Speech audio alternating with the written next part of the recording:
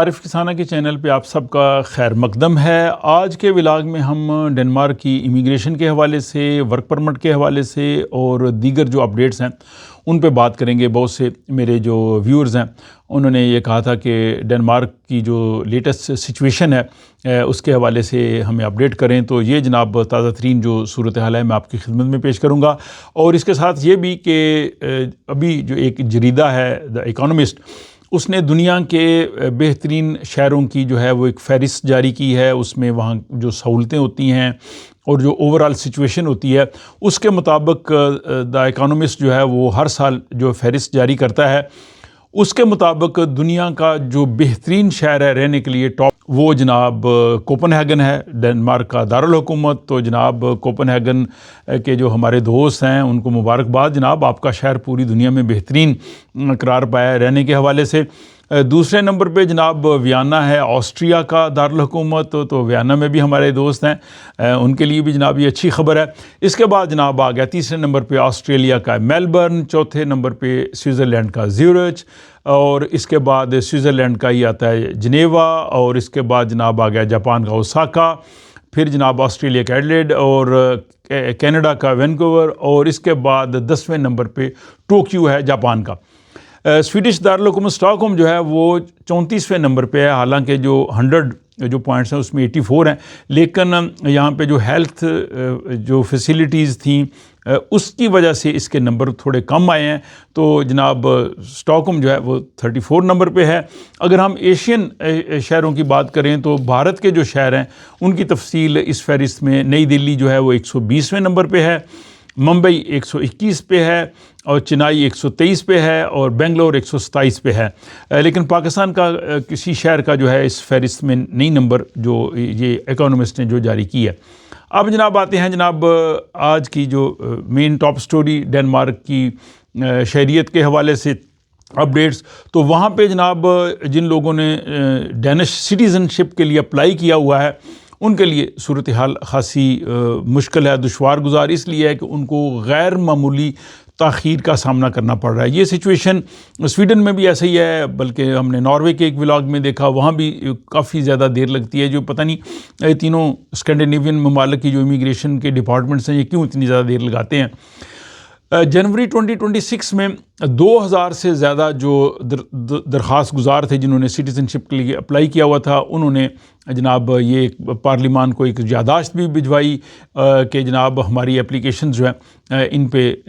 جلدی فیصلے کیے جائیں، کیونکہ کئی مہینے بلکہ کئی لوگوں کو سال تک انتظار کرنا پڑتا ہے اور قانونی تقاضے بھی پورے کیے گئے ہیں۔ اس کے بعد جناب لوگوں نے اب وہاں پہ جو پارلیمانی امنڈمنٹس ہیں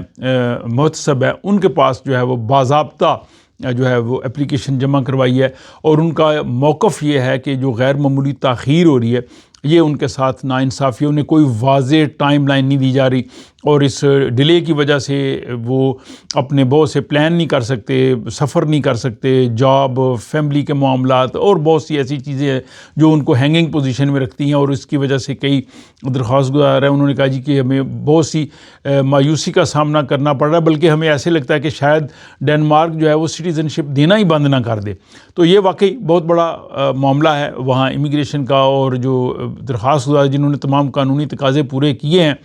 ان کے لیے جو ہے وہ فیصلہ جلد ہونا چاہیے۔ ڈنمارک نے یا حکومت نے اس حوالے سے بھی کوئی فیصلہ نہیں کیا، لیکن لوگوں میں سیاسی بے چینی۔ اب دیکھتے ہیں کہ جو وہاں پہ پارلیمانی محتسب ہیں وہ اس حوالے سے کیا جو ہے وہ فیصلہ کرتے ہیں۔ اور امیگریشن کے حوالے سے جو وزیر ہیں وہاں پہ ان نے کہا جی کہ ہم اس میں مزید جو ہے وہ تبدیلیاں لا رہے ہیں، اور اس میں ایک اہم تبدیلی جو ہے ویلیوز چیک کرنا، اس پہ پہلے بھی انہوں نے کچھ فیصلے کیے ہیں، اور اس میں مقصد یہ ہے کہ جس شخص کو ڈینش سٹیزن شپ دی جائے وہ دیکھا جائے کہ کیا وہ ڈنمارک کی جو جمہوری اقدار ہیں، ڈیموکریٹک ویلیوز ہیں، ڈینش سوسائٹی کے جو اصول ہیں، وہاں کا جو آئینی نظام ہے، وہاں رہن سہن ہے، کیا وہ شخص ان کے ساتھ ایڈجسٹ ہے، اور کیا اس کے جو نظریات ہیں،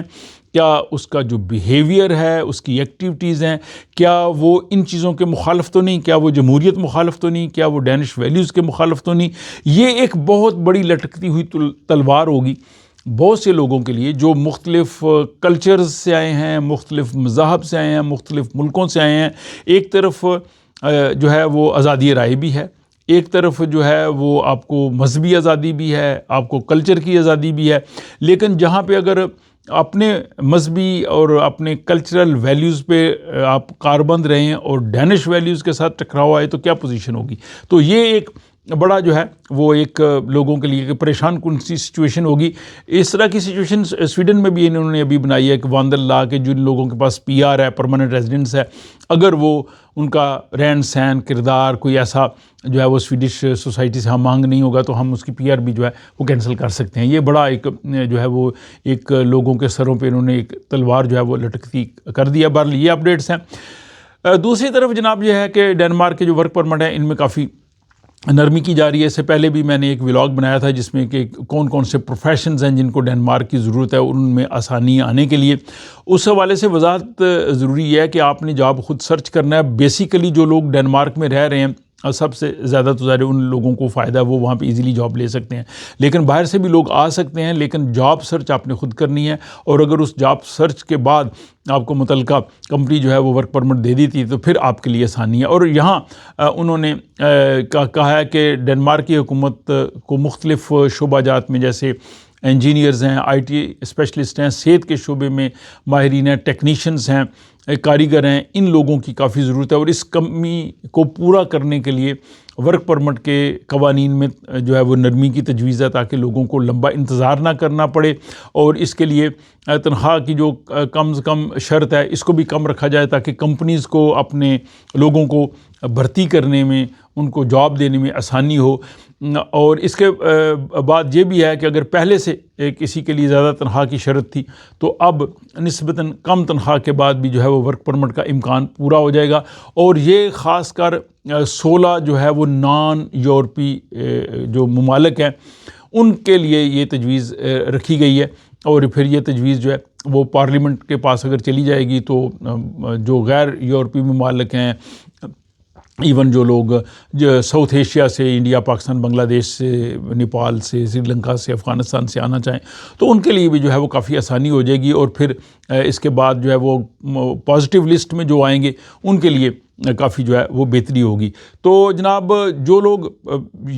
نان یورپین سٹیزنز ہیں وہ آنا چاہتے ہیں جابز کے لیے، ایک تو ان کے لیے ظاہر لینگویج اپنی ہونی چاہیے، پھر وہ دیکھیں کہ کیا اس پروفیشن میں آتے ہیں جن کی ڈنمارک کو ضرورت ہے۔ پھر